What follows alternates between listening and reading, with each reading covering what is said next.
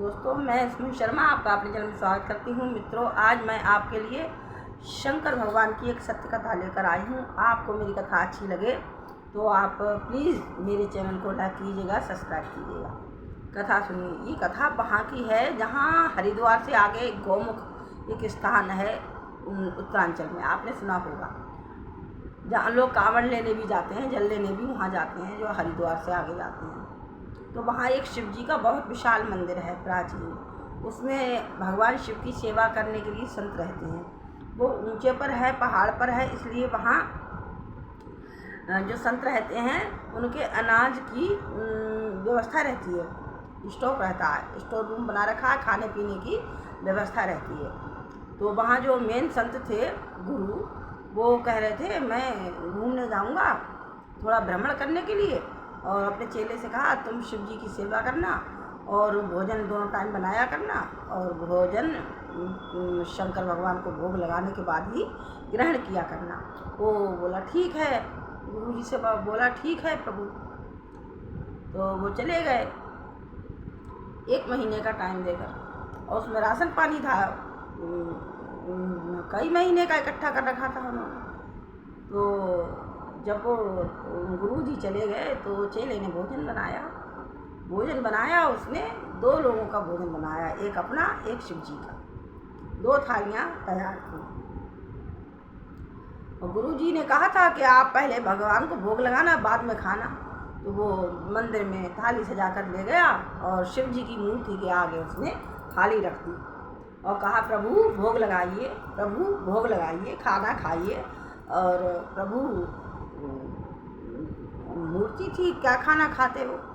तो उसे सीधा भी था, तो उसने कहा अगर मैं तुम्हें बिना खिलाए खाना खा लूँगा तो गुरुजी मुझसे बहुत नाराज़ होंगे आके, इसलिए प्रभु आप पहले खाना खाइए, उसके बाद ही मैं खाऊँगा। गुरुजी ने वो प्रभु सुन ही नहीं रहे थे, क्योंकि वो मूर्ति थी। बहुत देर हो गई, अब वो रोने लगा, नहीं सुनी भगवान ने।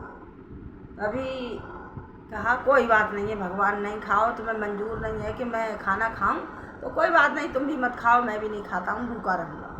तो प्रभु ने सोचा अरे ये तो बड़ा भोला भक्त है, इसे पता ही नहीं है भगवान भाव लेते हैं, भाव के भूखे होते हैं, इसे तो ये तो अड़ा पड़ा है भोजन खिलाने के लिए। तो आप विश्वास नहीं करोगे, चमत्कार हो गया। तो मूर्ति के पीछे से एक हाथ निकला और थाली में आ गया। तो उसने डंडी एक हाथ में थी, उसके छोटी सी डंडी, उसने हाथ में डंडी मारी कि नहीं, पीछे से नहीं, सामने आकर। उसने हाथ में डंडी मारी, हटाओ हाथ, पीछे नहीं, सामने आकर भोजन करो। पीछे मैं गुरु जी को क्या जवाब दूंगा?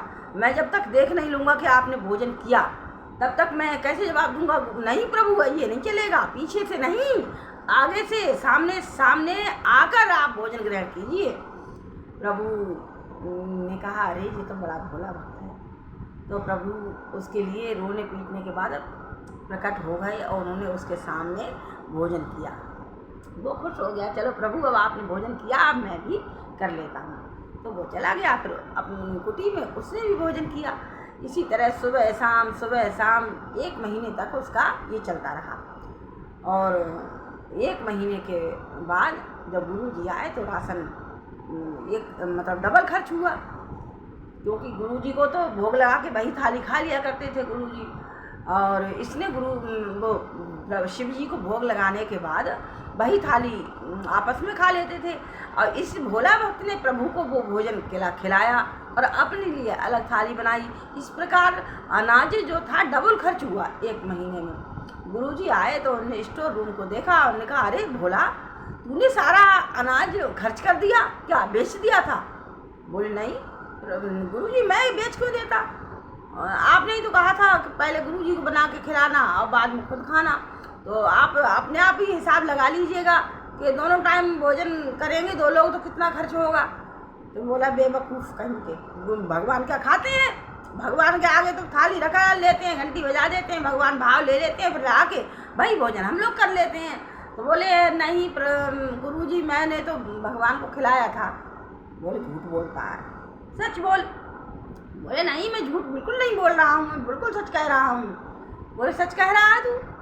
हाँ, कि भगवान ने तेरा खाना खाया एक थाली रोजाना सुबह शाम? बोले हाँ। कब वो पीछे वो तूने खिलाया तो वो अब भी खाएंगे प्रभु? बोले बिल्कुल खाएंगे। बोले चल हमारे सामने खिलाना, नहीं तो तू झूठा है।